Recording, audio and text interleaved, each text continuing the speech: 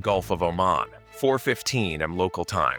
A United States Navy destroyer isn't supposed to be this close to Iranian territorial waters. But tonight, rules don't apply. 600 feet beneath the surface, an Iranian stealth submarine fleet is hours from disappearing into the Indian Ocean. And if those boats launch, the Strait of Hormuz closes within 45 minutes. No tankers in or out. Global oil prices explode. The Fifth Fleet gets pinned between mines and cruise missiles. That's the plan Tehran has been building for 18 months.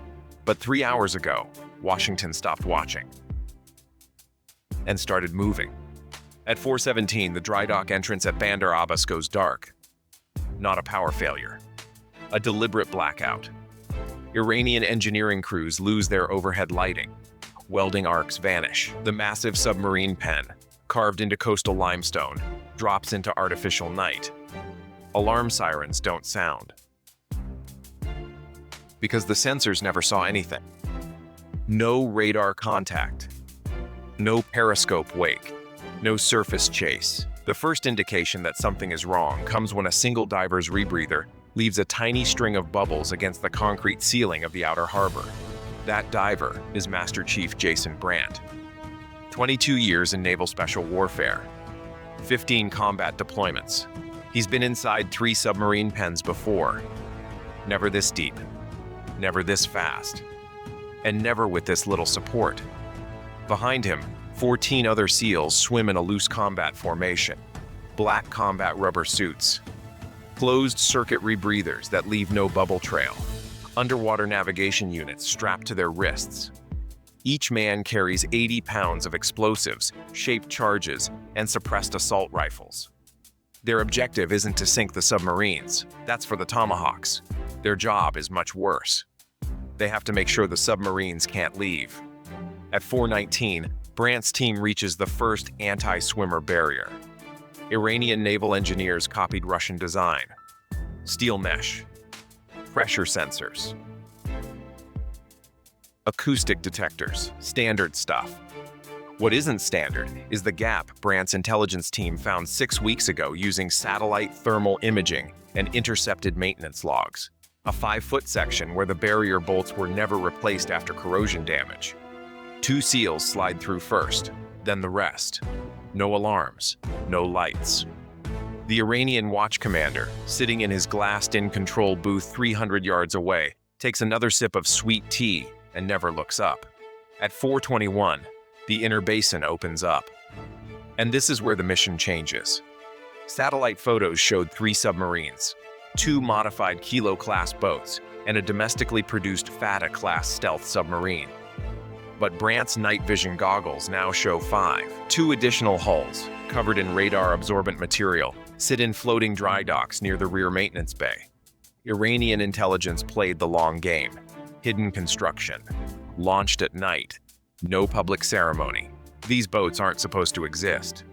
And that means the mission just got 60% more dangerous. Brandt signals his team to hold. Hand gestures in the dark. Closed fist. Open palm. 3 fingers. They adjust. 2 extra targets means splitting the explosives. Less margin for error. No room for failure. At 4:24, the first kill team enters the northern maintenance lock. Lieutenant Michael Vance, former Marine raider, leads 6 men through an emergency access shaft that Iranian contractors accidentally mapped on a commercial satellite image 3 years ago. Vance's team moves fast. Magnetic boots on metal grating. Suppressed MP7s raised. The shaft opens into a pump room. Hot. Humid. Smelling of diesel and grease. 2 Iranian technicians smoking cigarettes near a control panel never hear the footsteps. Vance's knife moves first. Then the second man goes down without a sound. Bodies dragged behind storage tanks. Door sealed. The pump room is now a staging area. And the clock is running. At 4:26, the first submarine, Kilo-class hull number 901, gets its first shaped charge. Brandt places it personally, just aft of the forward torpedo room. Magnetic clamp. 15-second timer. Not enough to sink the boat, just enough to buckle the pressure hull and rupture the ballast tanks. The submarine will never dive again. 2 more charges go on the stern plane hydraulic lines. one on the outer torpedo tube doors. 40 seconds of work. Silent, fast, devastating. Brandt's team moves to the second kilo. Same pattern, same placement. The Iranians won't know anything happened until they try to submerge and find their boat trying to surface upside down. At 4:29, alarms finally trigger. Not because of the SEALs, because of a drunk Iranian ensign who stumbled into the pump room to relieve himself and found the two dead technicians. His scream echoes off concrete walls. Then the base shrieks to life. Red lights, klaxons, armed guards running, dogs barking, overhead speakers shouting in Farsi. The element of surprise just ended, and now the real fight begins. Vance's team doesn't wait. They blow the pump room door. 4 suppressed shots drop the first 2 guards through the smoke. The third guard gets off an AK burst. Wild. Hits nothing but pipes. High-pressure water jets into the corridor. Vance's men move through it like ghosts. Pop and drop. Pop and drop.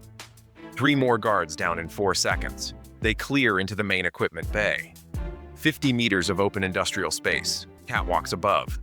Forklifts below. And 12 Iranian naval infantrymen taking cover behind steel pallets of spare torpedo components. At 4:31, the equipment bay becomes a shooting gallery. Vance's team has night optics and suppressors. The Iranians have muzzle flashes that ruin their night vision after the first shot. First exchange lasts 8 seconds. 5 Iranians down. No SEALs hit. Second exchange, 2 more Iranians drop. The rest fall back into a connecting tunnel, dragging wounded. Vance doesn't pursue. Primary objective is the Fateh-class stealth submarine. Everything else is secondary. His team sprints across the bay, boots pounding wet metal, dodging pools of hydraulic fluid and shattered concrete. At 4:33, Brandt's team finishes the second kilo and moves toward the first hidden submarine. Floating dry dock A7. Dark. Silent. The boat inside looks wrong. Lower profile. No sharp angles. A single pump jet propulsor instead of a traditional propeller. This isn't Iranian technology.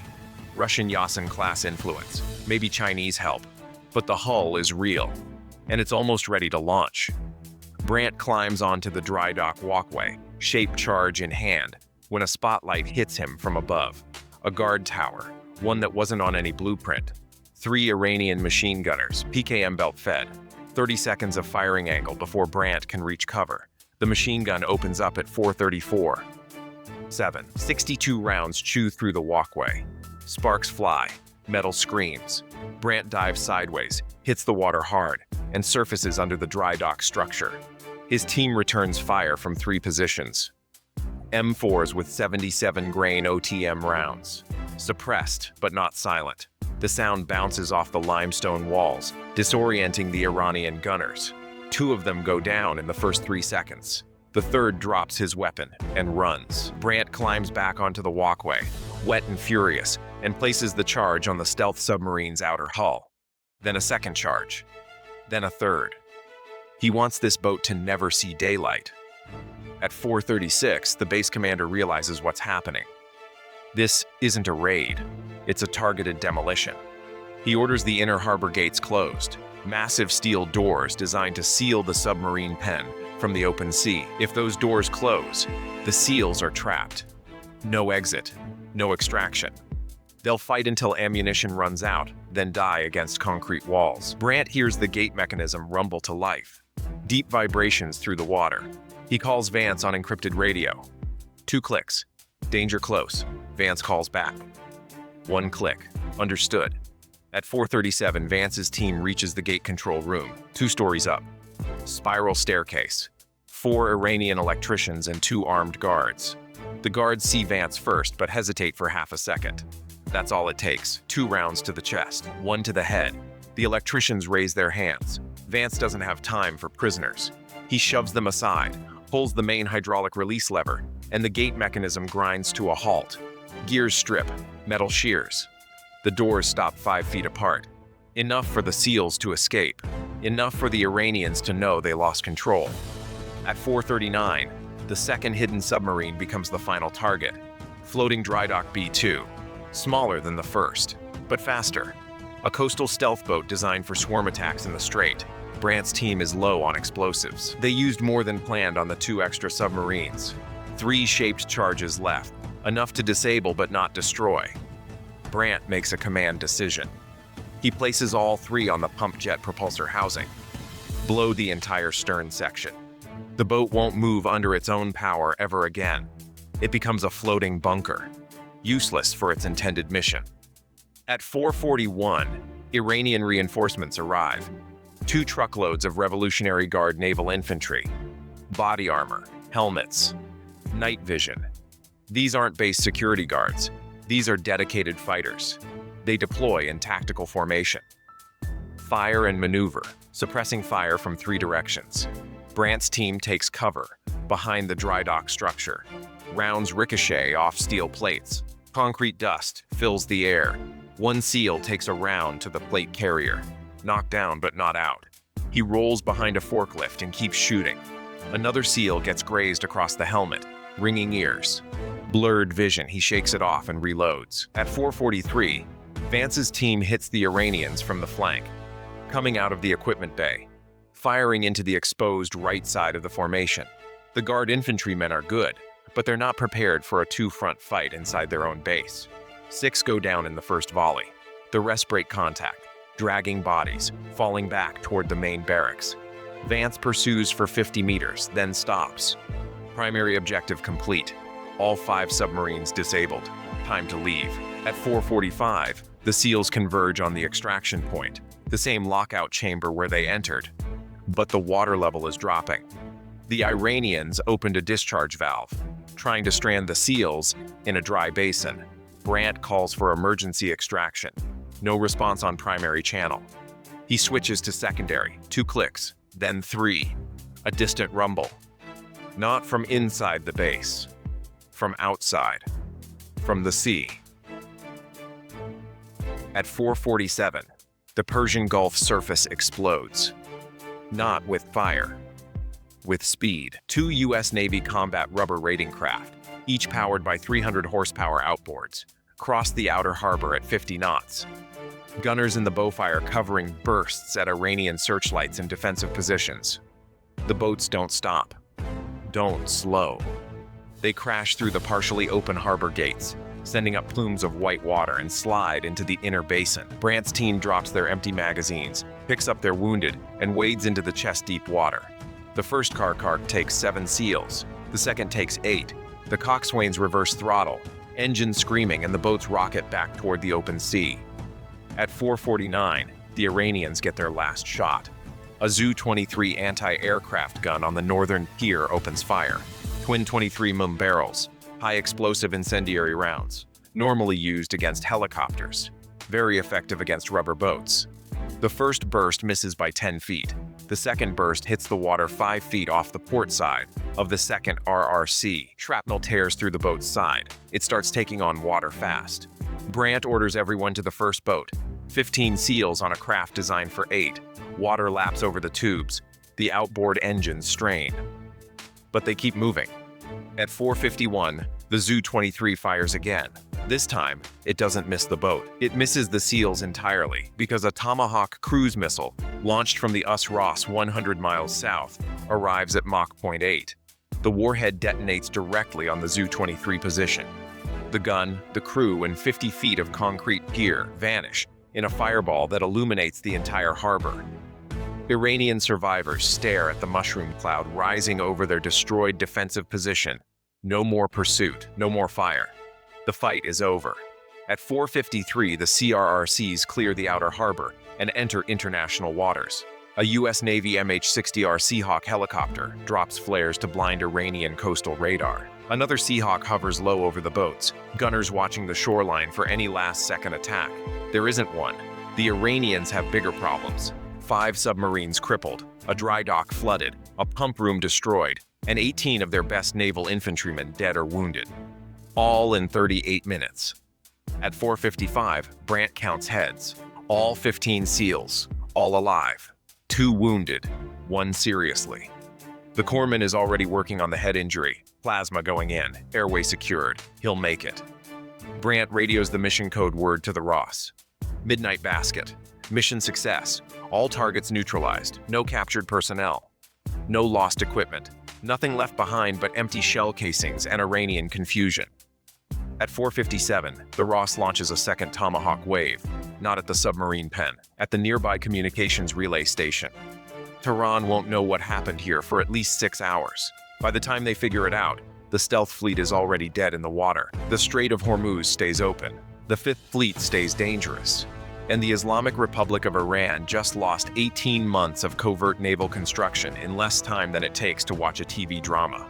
At 5:00 a.m., exactly 45 minutes after the first diver entered the water, the SEALs transfer to a waiting Virginia-class submarine.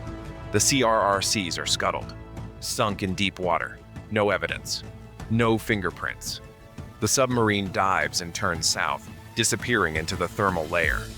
Above, the Persian Gulf returns to its pre-dawn stillness. Fishermen will find nothing. Satellite imagery will show nothing.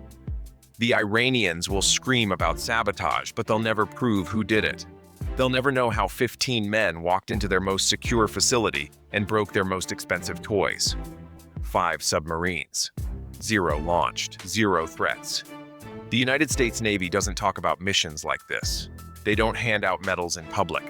They don't confirm or deny. But in the quiet spaces where special operators talk to each other, they'll remember tonight. They'll remember Bandar Abbas. They'll remember the night 15 SEALs swam into hell, punched a hole in Iran's naval future, and swam back out before the devil even knew they were there. The war didn't start tonight, but thanks to Brandt and his team, it just got delayed indefinitely.